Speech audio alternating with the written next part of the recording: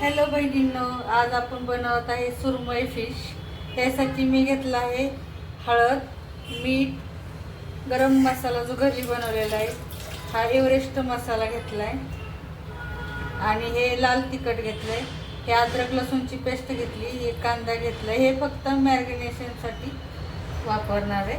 त्यासाठी आता थोडंसं ह्याच्यात तेल टाकणार मसाल्यामध्ये आणि कालवणार आणि पूर्ण फिशला लावणार आहे.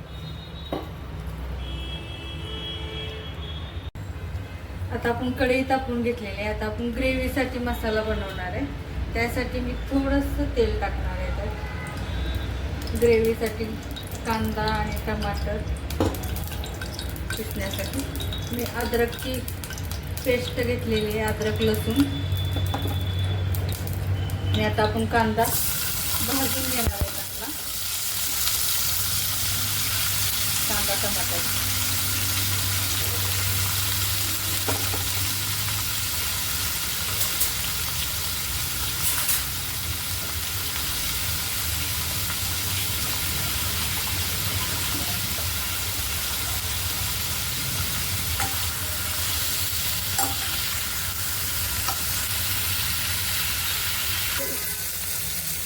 आपण मासा मॅरिनेट करायला ठेवलेला आहे. 30 मिनिटं तरी मॅरिनेशनसाठी ठेवून द्यायचा. आता आपला ग्रेव्हीसाठी कांदा आणि टमाटर भाजून झालेला आहे, तर आपण काढून घेणार आहे. तो नंतर आपण ग्रेव्हीची फोडणी टाकणार आहे. पिसून घ्यायचा मिक्सरमध्ये, एकदम बारीक पिसायचं. कांद्याचा यूज जास्त करायचा.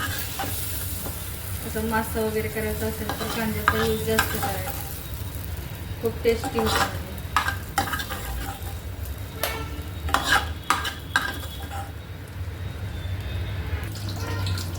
एअर फ्रायरमध्ये फिश ठेवलेले आहेत मी. ह्याच्यामध्ये त्याला थोडंसं तेल लावलेलं आहे फक्त त्याच्यात, का तर फिश तुटण्याची शक्यता असते, म्हणून मी एअर फ्रायरमध्ये त्याला भाजून देणार आहे. आणि कमी तेलातला मासा होणार आहे हा.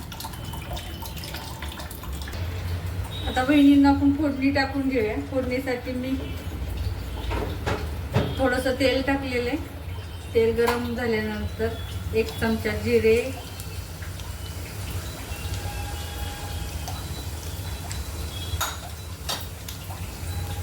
1 चमचा मोहरी, थोडीशी हळद. आपण फिशला पण हळद लावलेली आहे, त्यामुळे एकदम थोडीशी हळद टाकायची. अद्रक लसूणची पेस्ट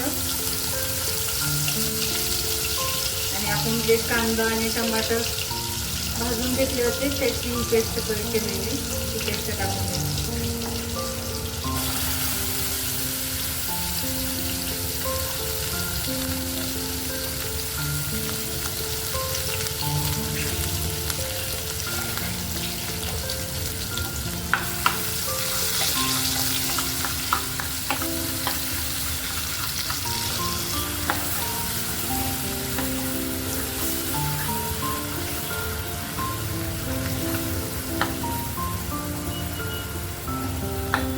ग्रेव्हीचा मसाला खूप चांगला भाजायचा. तेल साईडला, कढईच्या साईडला तेल सुटलं पाहिजे, इतकं भाजून घ्यायचं ग्रेव्हीचा मसाला. बहिणीनं माझ्याकडून थोडी चुकी झाली. कढीपत्त्याची फोडणी टाकायची राहिली होती, मी नंतर ॲड करत आहे. कढीपत्त्याची फोडणीचा टेस्ट खूप छान येतो. जेव्हा जिरे मोहरी टाकतात त्यावेळेस कढीपत्ता टाकतात. आणि मसाला एकदम तेल कढईच्या साईडला, इथून साईडला सुट असतोपर्यंत मसाला एकदम छान भाजून घ्यायचा. आपण फिशमध्ये पण मीठ टाकलेलं आहे, तर बेसन आपल्या ह्या ग्रेव्हीच्या हिशोबानं मी अर्धा चमचा इथं मीठ टाकत आहे. आणि फिशला पण लाल तिखट पण लावलेलं आहे. 1 चमचा तिथे घेतलेलं आहे, तर मी इथे 1 चमचा ॲड करत आहे.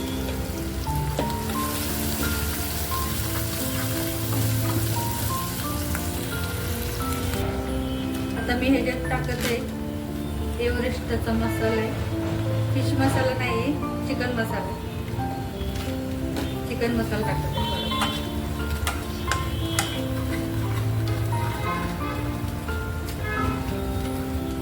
ग्रेव्हीचा मसाला एकदम छान भाजायचा म्हणजे फिशची चव खूप छान येते. आपली ग्रेव्हीनं आता तेल पण छान सोडलेलं आहे. आणि हे बघा एअर फ्रायरमध्ये भाजल्यामुळं फिश तुकडे पण झाले नाहीत. तर आपण एक फिश सेट करूया.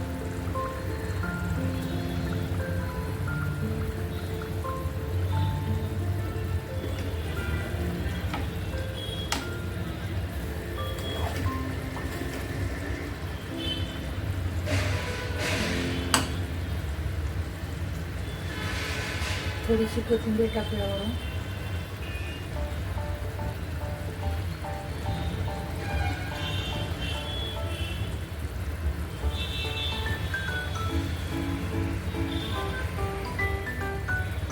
झाला आपला फिश रेडी. पूर्ण सगळे फिश बसणार नाही याच्यात, पण एअर फ्रायरचा हा फायदा आहे की एअर फ्रायरमध्ये तेल आपण कमी वापरलं. ग्रेव्हीमध्ये टाकलं तेल, पण तळायला ते तेल वेस्ट जातं. नंतर ते तेल कुठं यूज करावं ह्याला आपल्याला समजत नाही की हे तेल कुठे यूज करावं मला. तर ते तेल वाचलं तळण्यापेक्षा हे एअर फ्रायरमध्ये फिश तयार झालं. बहिणींनो, माझा व्हिडिओ आवडल्यास माझ्या व्हिडिओला लाईक करा, माझ्या चॅनलला सबस्क्राईब करा. थँक्यू.